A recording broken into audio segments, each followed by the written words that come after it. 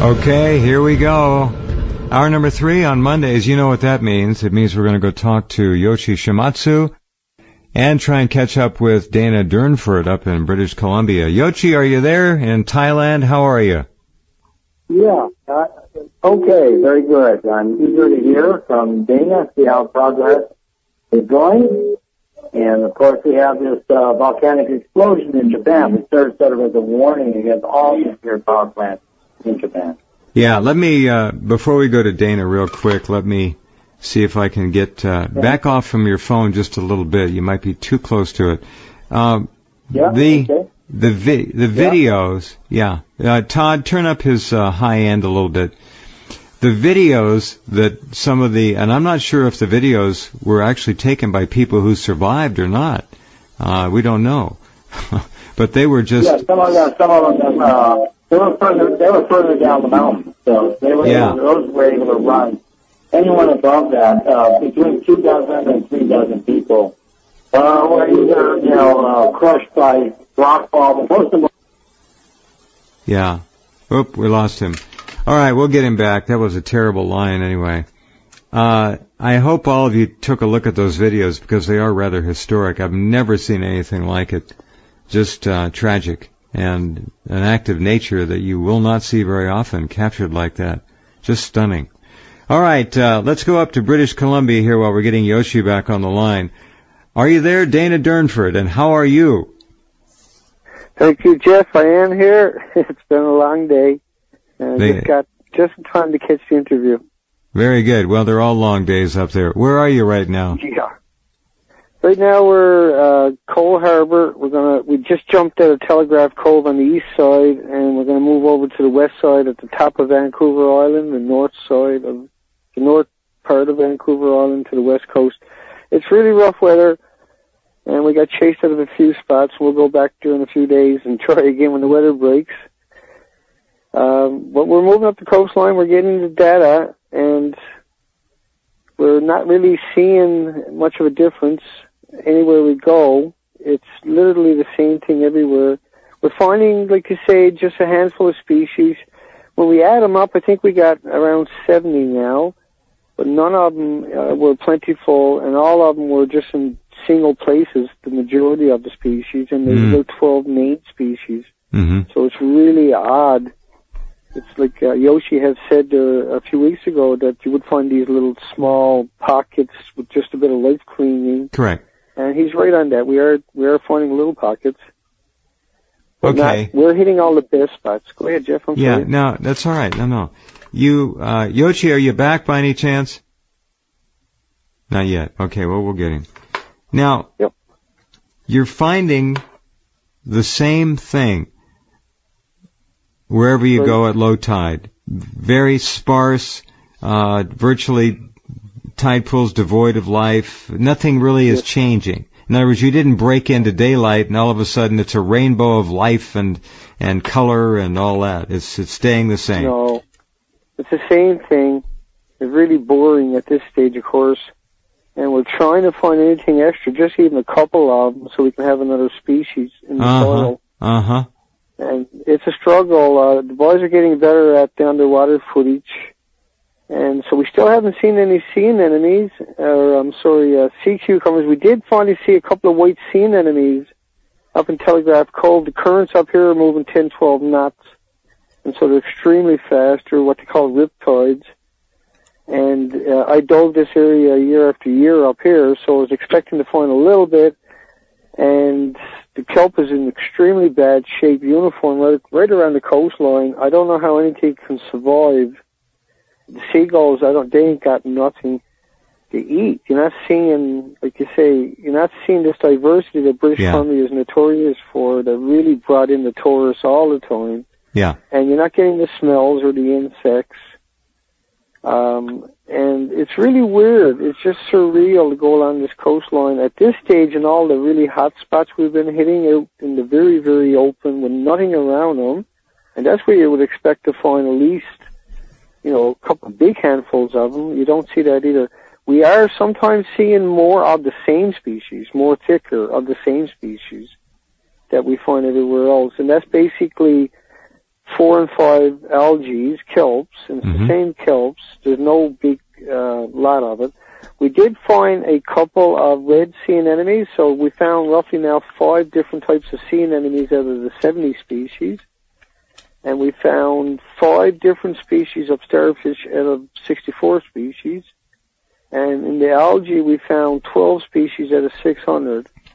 And I guess, there was a few other species of algae we found, but we didn't find them anywhere else. They were individuals. And so that's how we made up with the 70 species. There's basically 12 main species. And every time you go to an area, you'll find something of another species, but there should be, and of course there's up to 4 million species in this ocean, and so you would expect to find hundreds in any tide pool. Tide pools themselves are naked. The stuff we're finding is deeper water. We're not finding nothing in a tidal pool. That is the nursery of the ocean, folks. And if that is still maintains the same pattern, I can't see why it won't, because the ocean would normally reseed itself. The ocean is a soup of life, and anything where there's life can hang on to. That's why the ocean is so fantastic, because life would hang on to it.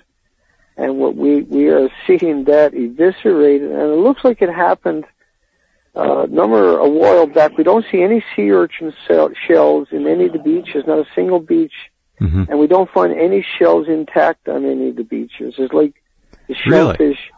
So in other words, that they've been gone for some time, is what you're saying. Yeah, the ocean must have washed all the carcasses away. Normally, you can just load and go all day with shells. There's an incredible amount of shells. They would dominate everything. And particularly like sea urchin shells, they would always show up on the beach with no spines on them. And, with the underwater cameras, we're getting good at that, and we're going to start up a site to upload all of that footage onto a particular site. Our big problem is bandwidth. It's a huge issue for us. We got 5 days of footage there we haven't got uploaded onto the site. And so I tried to live stream tonight to try to shortcut it out and get some information out to people, because it's so hard to upload footage, and that didn't work. And that's all you can do. Just keep going. When we get a chance, we'll upload all the footage, and we'll upload it by days. Yeah. All right. Yoshi, are you there now? Yeah. Glad to hear that the underwater camera work is going well. Takes a little while to get used to all this stuff. Really cold up there too, the water. So understand the difficulties of doing anything long term underwater. Yeah, tough. So well done. Sounds good, the work you're doing. A few more species, it seems, as you go northward.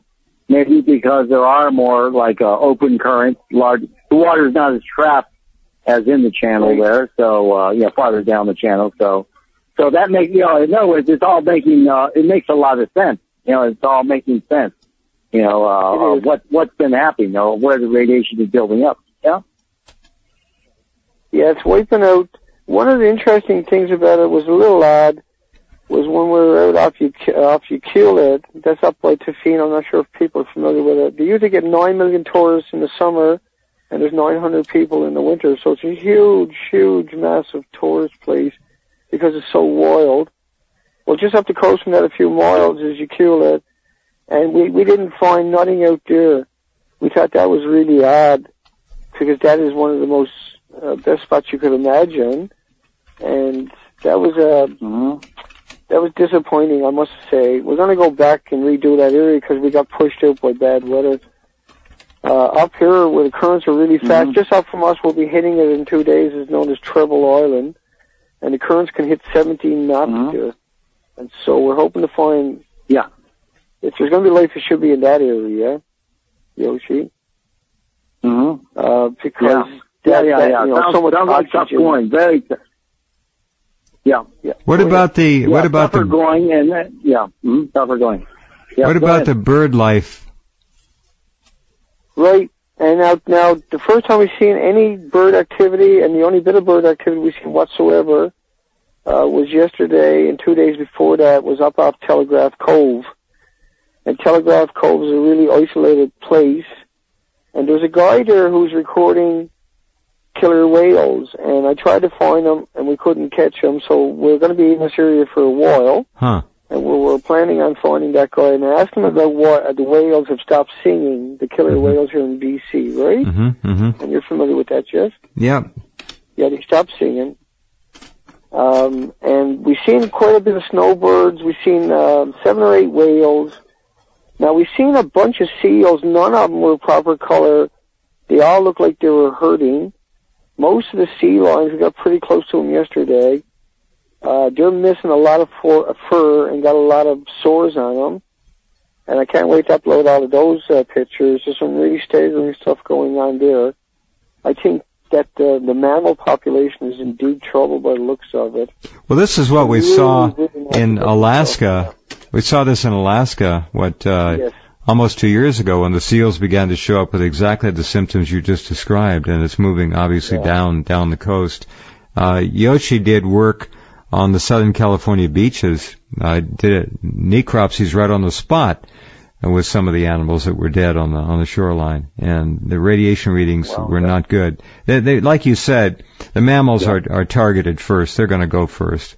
That's sad. They're eating all the fish that bioaccumulated, and so they're looking really unhealthy. That was really something to look at.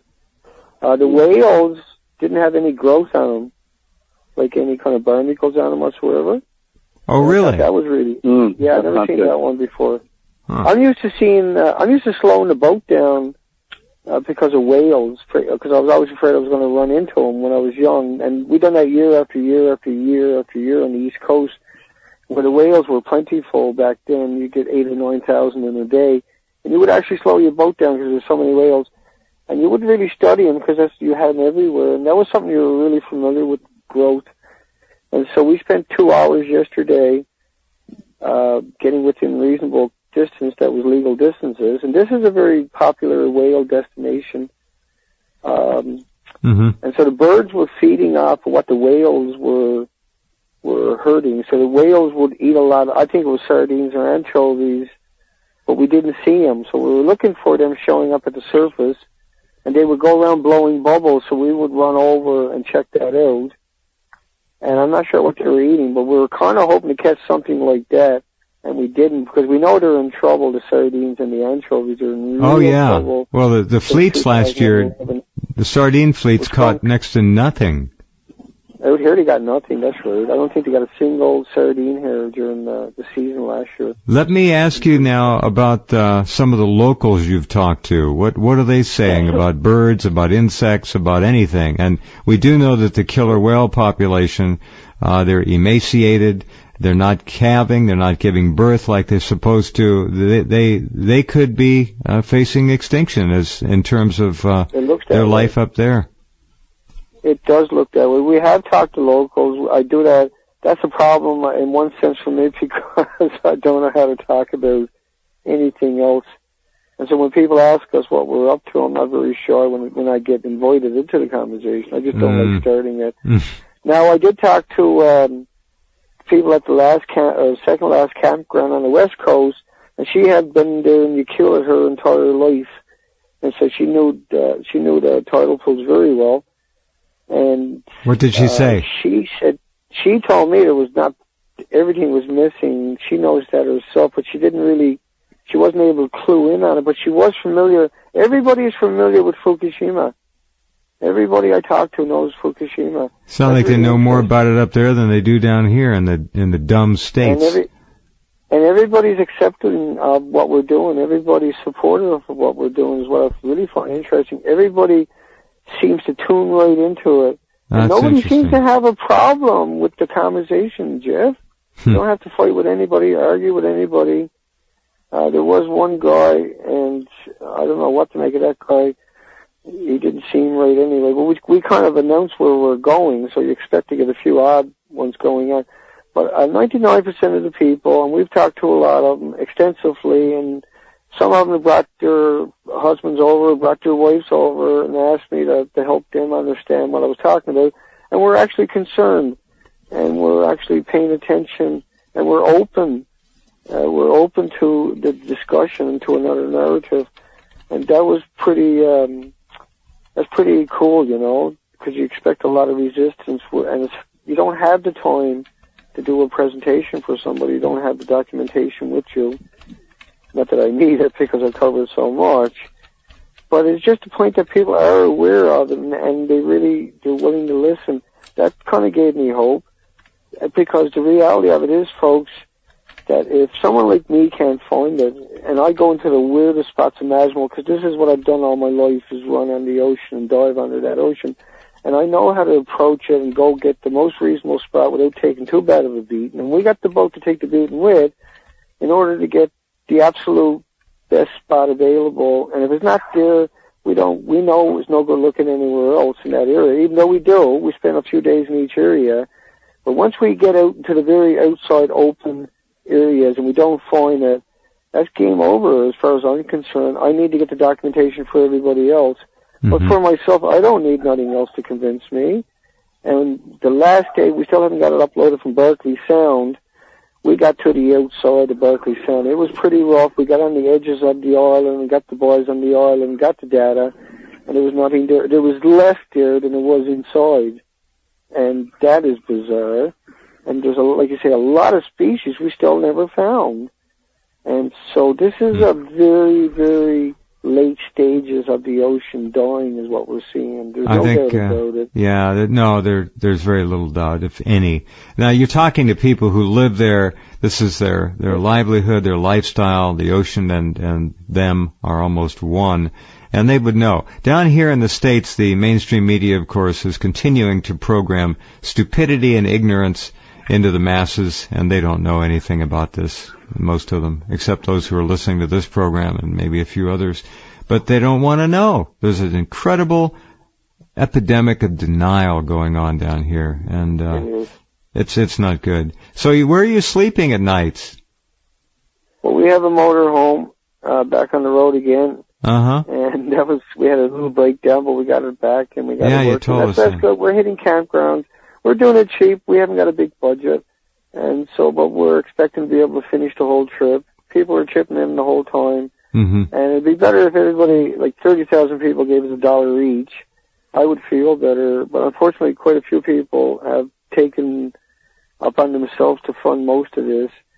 And that's uncomfortable for me when there's just a few people doing it, when this whole planet should be coming on board. Oh, I know. It's very frustrating. It's impossible. Yeah. But we're hoping to get the telescope that we did get. Don't take pictures, as I think I mentioned last time. And we're still hoping to get our hands on a microscope, and we're still hoping to get our hands on bandwidth. We're having a hell of a time trying to find any kind of bandwidth. How much longer do you think you're going to be on the trip, Dana? At least 70 days, another 70 days before we're finished. 70 days more?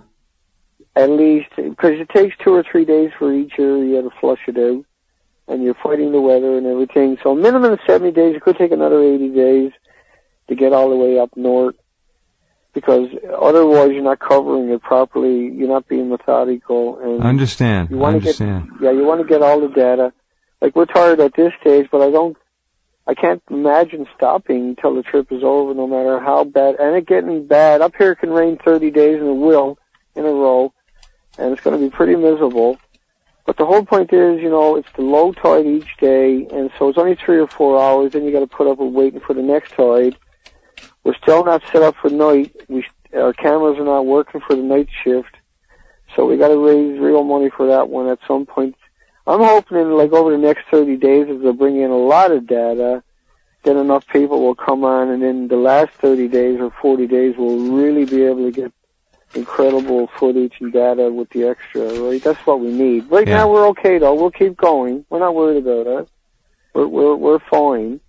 But it'd be nice if we can get everything extra, because I think that'll be one of the few times we actually ever get something like this. I don't know if anybody else will ever do something like this, and it'd be a shame not to take advantage of it. The radiation readings we're getting on the Geiger counters, one keeps killing the batteries like crazy, and I mean like crazy every few hours, and so I'm kind of sick of that one. The other one is just unbelievable, the inspector, and we're seeing numbers from 16 counts a minute, and we're seeing numbers at 50 to 60 to 64, and sustained numbers at that, and everything over 50 counts per minute is considered abnormalities. How are you? What are you measuring, Dana? Excuse me. What are you measuring? Are you measuring just the air? I think we're measuring 137. We're measuring air with a. Yeah, we're measuring air. Okay. With an inspector, it's $900. A base model. It's considered the basis model for using anyway, and like you say, it costs a lot of money. And you actually need a laboratory to do it properly. To have the real equipment, it's $50,000-$60,000 for this and $100,000 for that. And so we're just taking base readings. We're just in case it matters. But if you look at those numbers and you count them per 24 hours, that's an incredible amount. And I think it was 25 or 30 years ago where people working on a nuclear site were only supposed to get like 5 becquerels in the whole year. And we're getting that in a couple of seconds. And that's because each reactor at Fukushima had around 2.2 billion times more radioactive elements than all the grains of sand and all the beaches on the planet. So 2.2 billion times all the grains of sand and all the beaches. If they were all liberated, we couldn't see each other or anything in front of us. And that's why we're seeing the harm done. It's because of that MOX fuel. Each one of these, and now I don't know if it's true or not, but from what I'm seeing, it's alleged that the isotopes are not only producing gammas and betas and alphas, but they're producing X-rays and neutrons. Mm-hmm. And it's got something to do with the reason that they were these were missiles taken out of silos that were already unstable, had already went through a chain reaction, had already been 2 million times more carcinogenic than they were in their original form, and then put through the chain reaction after being unstable for so long. And there's something else that they must have done, and there's a lot of speculation. That's what I'm calling it, but it's, a lot of it's factual. And it looks like that could be true, that the elements are actually producing X-rays and neutrons. And this is a phenomenon that I don't think we've seen before, but definitely raises the issue of how do you deal with that one, if it is true, and it could very well be true because of the fuel. Mm-hmm. As you guys know, they were using that, and it looks like they might have been using that in all the reactors. Like I say, once again, there's so much information on both sides of the table, but I'm leaning towards there was at least 500 kilograms of plutonium in each reactor. That was certainly in number 3. We think number 2. We don't know what they were doing there, really. It was an Israeli company was running security for the place. Right. Come on, if that doesn't tell you a ton, it's all there. All right, Dana, we're going to let you go. Go get some rest. Thanks for the update. Wonderful. You're welcome. Okay. Good luck, Dana. Keep on pushing. Keep on pushing. I will so. Thank you so much, my friend. You have a nice day, everybody. All righty. Bye-bye. All right. There's one tired, heroic fellow there and his crew already. I don't know how they're going to make it another 70 days. Jeez. Yeah, incredible journey, huh? An odyssey. Yeah, really incredible. Yeah, amazing. And it sounds pretty rough out there. I guess it's getting rough out there. Well, when he says the weather, the seas are he's a mariner and a diver, and if he says the seas are beating him up, they're beating him up. It's it's scary. It's rough. Cold water. What can you do? I mean, it's got to be done. Yeah. This is an interesting time for them to look. It's when all the animals should be nice and fattened, heading toward the south soon, on the California current. So it's a perfect time for him to be there, watching this transition. And I think a lot more dead animals will be washing up as it gets colder. Temperatures start to cool down. The weaker ones will fall off and wash ashore. The mammals, yes, absolutely. If there's any chance of getting biological samples, they'll be coming up in the next several weeks, in October. So, all right. Yeah, it's a grim thought, but from a scientific perspective, you need samples to show. So, all right. Well, what can we do? It's not nice. Yeah. Mm-hmm. No, hold on, Yoshi. We've got to take a break. We'll be back in about 2 minutes. Hang on.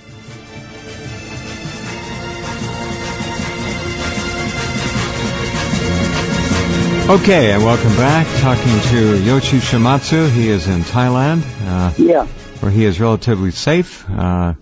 We just had a very interesting first hour tonight. I don't know if you've been able to watch those 3 videos. They're up in the Fukushima box. They show the destruction of that Pacific storm on September 23rd, 24th, and 25th by obviously some kind of advanced technology, a HARP.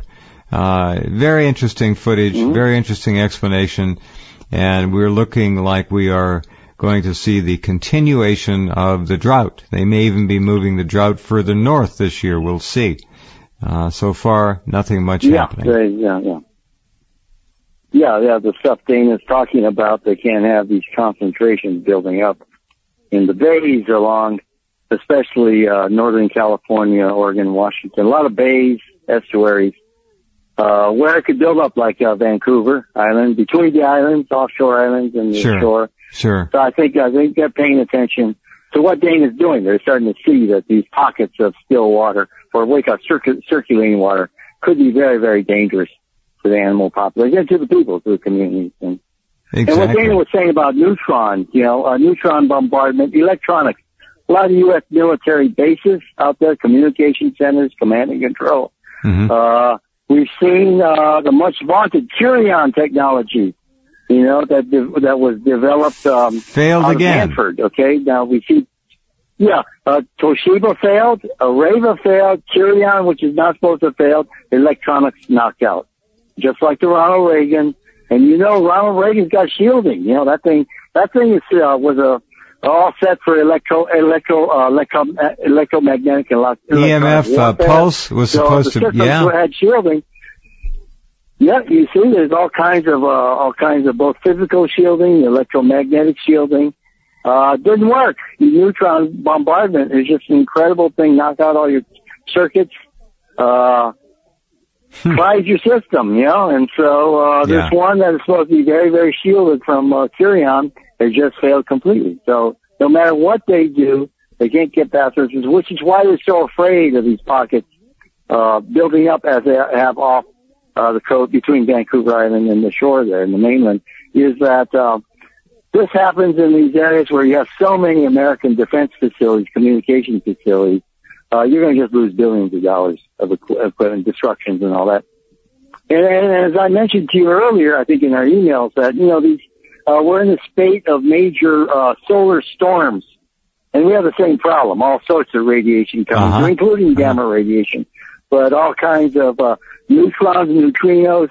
We're just being bombarded. So if you have a convergence of that this coming year, along with, let's say, buildups in the bays, basically the United States defenses will be blinded. And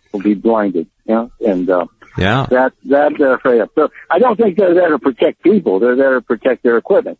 Aircraft, places like what's the island there off Seattle where you have all the growlers are probably electromagnetic warfare capital of the United States is right off Seattle there. Yeah, so the movie Gentleman and an Officer was shot there. That is electromagnetic warfare.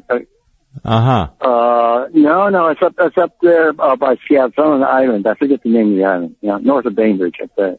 But anyway, major center for that. So, and the Puget Sound, of course, that's where it is. It's very easy for that to form a pocket of high radiation. If the waves burst through. So it would be understandable why they would try their darndest to keep the current, from California current from and wave action, especially when there's wave action, large waves heading from the Pacific inland. They will want to prevent that from coming in. So it does make a lot of sense from a defense perspective. Okay, so again, it's not to say the people, the residents. That's the least, that's the least point on the list of priorities. The Pentagon's assets, all important. We have another story that's the sign of the times. People don't matter. People don't matter. Exactly correct. They don't matter. U.S. West Coast. Now this is 2011. This is shortly after the whole thing went up. Boom, boom, boom, boom. The West Coast lettuce that came out of the Central Valley in California for the most part, where they raise all that. Well, they certainly spray it with pesticides and herbicides enough to make it dangerous anyway. But the lettuce on the West Coast, and this was UC Berkeley, I'm sure, was involved with testing some of this stuff at some point.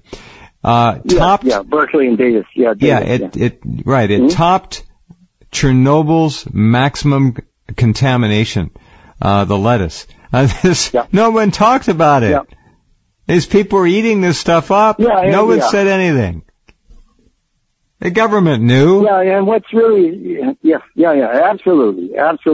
That's all Sierra snowmelt. There's very little rainfall in that area.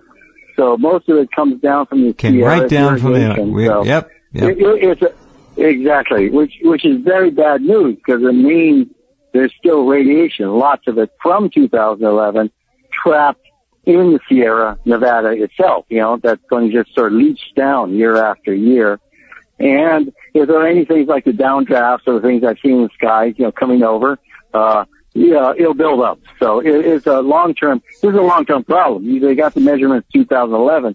That doesn't mean the subsequent years are safe, or any time in the future we have some great rainstorms in the Sierra might bring down a higher concentration of radioactive material. So there's an ever-present threat. There's a continuing threat, and always some adverse weather could really bring on a lot more radiation. And lettuces, of course, people think it's safe, safe food and all that, healthy. There's a lot of water in there, lots of water and minerals. That's about it. Lettuce is made of. And water, minerals, herbicides, pesticides, cesium, strontium, all kinds of fun stuff. Strontium, big time. So enjoy your lettuce. So it's. I don't eat too much of it actually myself because not a lot of nutrition. Not unless you can raise it yourself. Concept. Just think the darker. Exactly. Buy only organics, and the darker the green, the better it is for you. That's just a rule of thumb. Yeah. You look at that white iceberg lettuce. The organic movement. And the organic movement's got to start rethinking itself. They've gotten pretty complacent. They got to think of how they raise vegetables in a more radioactive environment. There's got to be a lot more effort now. Well, it's got to be. The government doesn't start it. The organic movement is somewhat independent, so they got to start somewhere, beginning to bring in, greater safety measures. They've got to take the lead. They've got to build covered greenhouses and irrigate their plants and crops with well water. It's got to come out of the ground. And then exactly, and then just checking, always checking. Exactly. If something is showing signs of mutation, put it aside, study it, don't throw it away, but just study the thing and try to figure out what is going on. Precisely. Don't wear blinders. Exactly. No, God, no. All right, stand by, Yoshi. Hold on, we have to take one last break here. We'll come right back. Good to talk to Dana to find out he's okay. They're in that when he said it was a self-righting zodiac, that bothered me. I mean, like the thing's going to flip over. But don't worry, it's self-righting. I don't. They're very brave men. That's all I can say. Hold on, we'll be right back.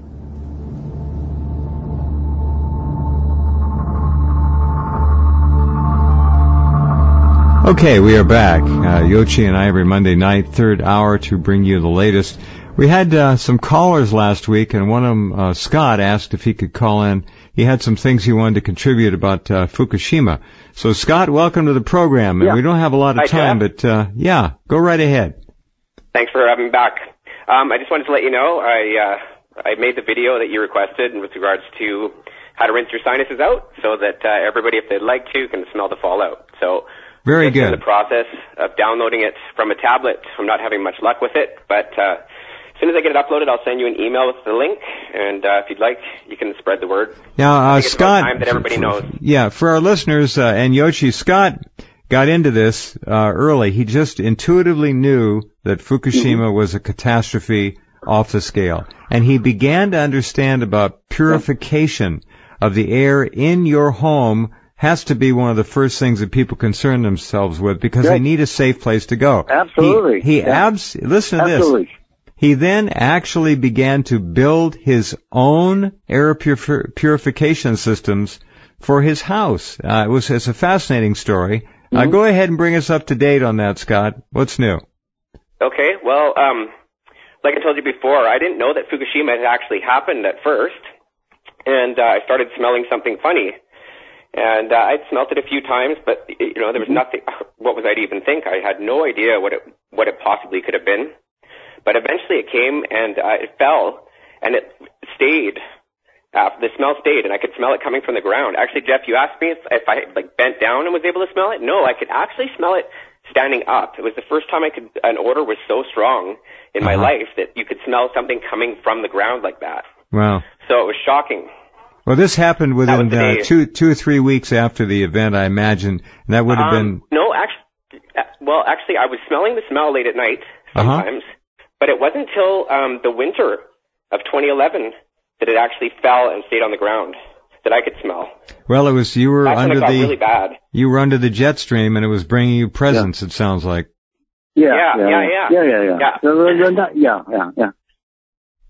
And the nighttime makes a lot of sense because that's when that's the downdraft. That's the downdraft, and you were smelling heavy metal salt, which leave a very distinct and very trace amount. Yeah, it was very distinct, and I was asking everyone around, and they couldn't smell it. In the throat. Yeah. Hold on. Well, some people, Well, different people have different, sensory, and sensitivity. So, of course, Yes. But it's definitely there. In Fukushima area, you can definitely smell it very strongly, feel it in your throat. Yeah. And at night is absolutely the time it would descend from the sky. Absolutely. Yeah. Well, I also learned quite by accident that basically everyone's sinuses are all plugged up with it and you can't smell it. But I just learned by accident about flushing my sinuses out, and it would make it so that you could smell it fresh again. So Jeff asked me to make a video with instructions with regards to how to rinse your sinuses, and so I just completed that tonight. So good. I'm going to pass that forward, and everyone can try it. It does work. It's actually shocking how strong it smells. Yeah. Are you still smelling it then right now up there? Oh, yeah. I can smell it. I can taste it right now. I can taste it. Wow. Wow. Yeah. It's not very nice. What does it smell like? Well, it doesn't smell like anything you've ever smelled. No, that's, I couldn't explain to people when the, I'm pretty sure it was iodine-131. 2-3 weeks less maybe. It just after those things popped, it came right over within days. And I was smelling and tasting it in my sinuses in the back of my throat. I could not describe it. I've never had a taste like that before. Yeah. No. And it used to smell slightly more metallic if you were to describe it, but now it doesn't smell metallic. There's sort of the best way to describe it, and it's not this, but the best way is it's a sweet smell. Anybody who rinses their sinuses out with my instructions, if they follow them, they'll be able to smell the smell I'm talking about. Wow. For sure. Wow. What concerns me is, I assume I was smelling and tasting and experiencing iodine-131. Now, I don't know what it would be except cesium-137 or one of its sisters or brothers. That's a long time ago. And it never goes away. Each time that nuke stuff comes, it adds to it. I've smelt it building up for the past 3.5 years. It has never, any of it has never gone away. It keeps getting worse and worse. Scott is a canary in the coal mine. Go ahead, Yoshi. Yeah. I think what's coming across is change, and there's a very narrow band in the jet stream, especially given the sense that these are artificial releases from the Tokyo incineration plant. And as I've mentioned to you before, Jeff, on the Washington-Oregon border, Northern California, Oregon border, I could see very distinctly these plumes of very dark smoke, and that smoke would have a sweeter smell to it, and it's plastic, basically. It's plastic, which totally contains radioactive air. You can absolutely tell once you smell it. Yeah. There's no question. That's why I filtered my air even before I knew what it was, because I could tell it was poisonous. Yeah. No question. Yeah. Wow. Yeah. That's from the incinerators in Tokyo, very tall. They discharge, especially on colder nights. It goes up in the sky, comes across on the lower part of the jet stream, and it does contain a high level of radioactive material, both, not so much heavy metals, but more, residual, particles and, gases. It contains radioactive gas. And then the downdraft, if you do have a cold night where you are, it'll descend and it'll fall. Yeah. So that would explain perfectly what I saw in the sky and what's going to Tokyo. Yep. Wow. Yep. Yeah, it's what's happening in Tokyo. Yep. Okay, final word, Scott. We just have about 3 minutes. Go ahead. You know what? Everyone says that there's nothing you can do, so whatever. Well, there is. You should be drinking clean water. There is ways to purify radiation out of it, and clean air. It's a hard one to keep out of your house, but everyone should be filtering the air with as many air filters as they possibly can. And it can be done. I wouldn't be able to still smell it if that wasn't the case. Yeah. Well, thank you, Scott, for calling back. You're absolutely correct. Yeah. Scott, yeah. Just want to say, he's very correct.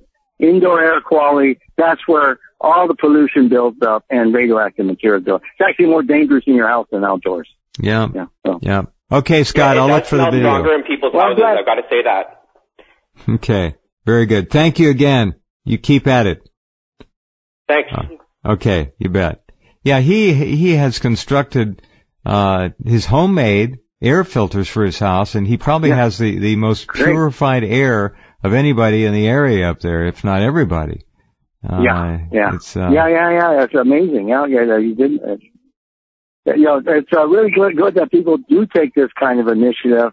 He very obviously has a very acute sense of smell, which some people do, and it's probably a detector more sensitive than most instruments. Yeah. It's really good that you have this young fellow who could detect it and then has the capability of responding to it by building up a filtration system. So he excellent. Did. Yeah, excellent because fascinating. They're very good. Now, and hopefully there could be some industrial scale models for organic farms, for indoor farms. So I think that's crucial. Got to do it. They're talking. Gas. There was a lot of gas. A story came out of Japan where they say the future of Japanese agriculture is organic indoors. Big story the other day. It was 2 weeks ago. Doing, yeah. They have to. They got to build greenhouses. Yeah. But the government wanted to continue growing rice outdoors and, then stockpile all this rice, tried to ship it around the world, turned it into, crazy stuff. Now they're trying to turn it into biofuel. They've got so much ridiculous. But the other point, where some electronic interference before at the start of the show, we had this relatively small, unexpected volcano in Japan. It's very small. I was at Untake down in Kyushu when that blew about 20 years ago. Mm-hmm. Much bigger. Miyake-jima, I'm very familiar with that. Island blew much even larger. That was a real, a smoking hot lava volcano. This is a real warning sign because this is inside the interior of Japan, and the plate of why the magma rose. Very curious. It would indicate there's some very, very, very deep, powerful plate movement, perhaps from the Philippine plate moving in, which means basically when the big ones blow, they're going to be gigantic. And we got Mount Fuji could blow. People are talking about that. Hamaoka nuclear plant. The governor of the Shizuoka prefecture there, Heita Kawakatsu, has been asking the national government and the electric power companies to withdraw all the nuclear fuel out of Hamaoka, because in the event of a major quake and a volcanic action in Mount Fuji, no one's going to get near it. As we saw, the self-defense force couldn't get near the mid-slopes of Ontake because of the heat of the ash and the poisonous toxic gas that comes rolling down. You can't get in there for days, which is why they haven't been able to pull too many survivors or bodies out, because bodies that will be left there are going to be pretty toasted crisp. The ash is very, very hot. So rescue, much less equipment, maintenance, let's say trying to shut down a nuclear plant, trying to build barriers, will be impossible when you get, let's say, and there's been times in the in the past in Japan where during a period of volcanic eruption, there's been something like 6 meters of hot ash. That's like 20 feet thick of hot ash. It's been cool for months. Nothing's going to be there. There's not going to be any power. There's not going to be any water. There's not going to be any roads. There's not, not going to be any, there's no way to get in. These things are going to melt down. If that happens, it's over for everybody on this planet. Well, I'm afraid you're 100% right, as always. Here's another quickie for you. That old established cafe in Tokyo, Ginza West, is now using Fukushima butter. Yeah, insane. Totally. This whole guy, it's just the government program. The government's behind all of this, pushing this, what I call thought control. Yeah. You know, if you eat it, it's safe. This is what the game is. Well, I don't know. If you eat a fuel rod, it's safe to eat a fuel rod. Okay, Yeah. this is how ridiculous these guys have gotten. Yeah. Well, who was the guy that said radiation, no problem if you smile? Remember that? I can't remember. Smiling is the best cure. Smiling is the best cure. When a serious official said that, the best cure for radiation is to smile. Unbelievable. Yeah, smile or you die. I guess that's... yes. This is ridiculous thought control, and we've got to oppose it. Yeah, we've got to present reality here, and we will continue to. Okay. All right, my friend. Jeff. Talk to you next week. Okay. All right. Bye-bye. All right, there he goes. A great man, a brave man, and we will be back with him next week, and we will be back with you tomorrow night. Thanks for being here as we start off another week. And, day after tomorrow is October already. All right. Take care. Talk soon.